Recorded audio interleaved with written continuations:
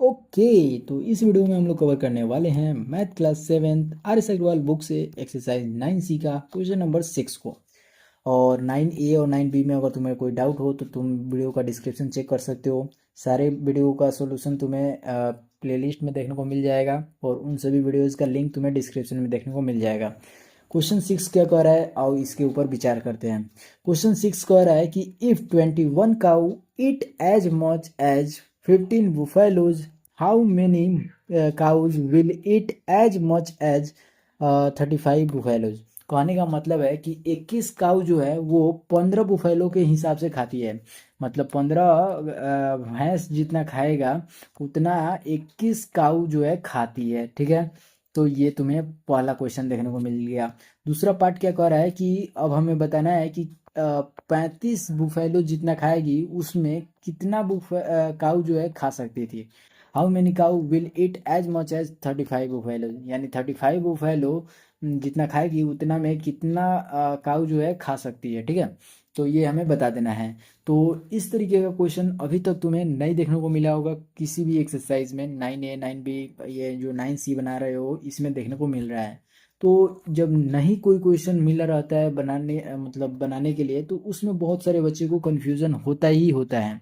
और ये क्वेश्चन जो है बहुत सारे बच्चों को जो है नहीं आ रहा होगा, नहीं समझ में आ रहा होगा कि आखिर क्वेश्चन कह क्या रहा है और इसमें हम लोग बनाए क्या।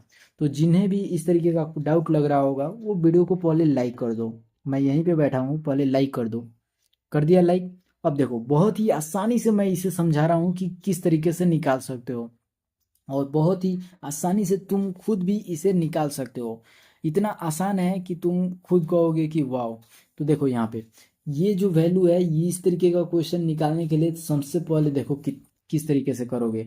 अगर तुम्हें ओरली निकालना है, ऑब्जेक्टिव में ये क्वेश्चन है तो ऑब्जेक्टिव में निकालना हो तो पहले तो तुम इस तरीके का ब्रैकेट बना देना। यहाँ पे काऊ बोला है और बुफेलो बोला है तो दोनों चीज़ को लिख लेना। तुम दोनों का नाम ऊपर नीचे कोई भी लिख सकते हो, कोई दिक्कत नहीं है। ठीक है, यहाँ पे वो फैलो कर लेना। ठीक है, तुम यहाँ पे सही से लिख लेना। LOW होता है लास्ट में। अगर हम लोग थोड़ा सही से जो है इधर कर देंगे तो इधर जगह मिल जाएगा।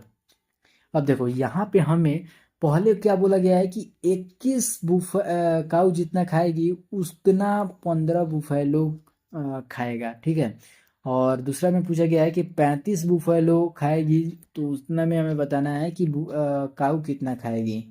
ठीक है, तो यहाँ पे हमें इस वैल्यू को निकालना है। मान लेते हैं ये वैल्यू एक्स ही है। ठीक है, तो ये बाई ए, ये बाई ए, ये दोनों वैल्यू जो है इक्वल होगा। जैसे कि मान लेते हैं ये 21/15 दिया है और ये वैल्यू x/35 है, तो ये दोनों वैल्यू इक्वल हो जाएगा। और सिंपल x का जो वैल्यू निकाल देंगे वही हमारा यहाँ पे नंबर ऑफ काऊ हो जाएगा। जितना 35 काऊ बुफेलोज के हिसाब से जितना खाएगा उतना काऊ जो है खाएगी। ठीक है, तो एक्स का निकालने के लिए इसे हम लोगों को इधर क्रॉस मल्टीप्लाई करना पड़ेगा। इस वैल्यू को जो है हमें इधर भेजना पड़ेगा, तो भेज देते हैं। यहाँ पे बराबर दे दिया। ठीक है, ये बराबर है। यहाँ पे 21 × में 35 हो जाएगा और बाई में 15 है तो 15 हो जाएगा। अब देखो यहाँ पे क्या हो रहा है, ये बात ध्यान देना। बहुत ही आसान है लेकिन कन्फ्यूजन हो जाता है कि इस तरीके का क्वेश्चन पहले मिला नहीं है इस वजह से। ठीक है, तो यहाँ से ये जो वैल्यू है 7 से कट गया और ये वैल्यू जो है सॉरी 5 से अगर तुम 35 को घटाओगे तो 7 मरतब में कट जाएगा और 5 से ये वैल्यू 3 मरतब में, फिर ये वैल्यू 7 मरतब में, तो 7 × 7 यहाँ पे तुम्हें मालूम चला जो कि होता है 49।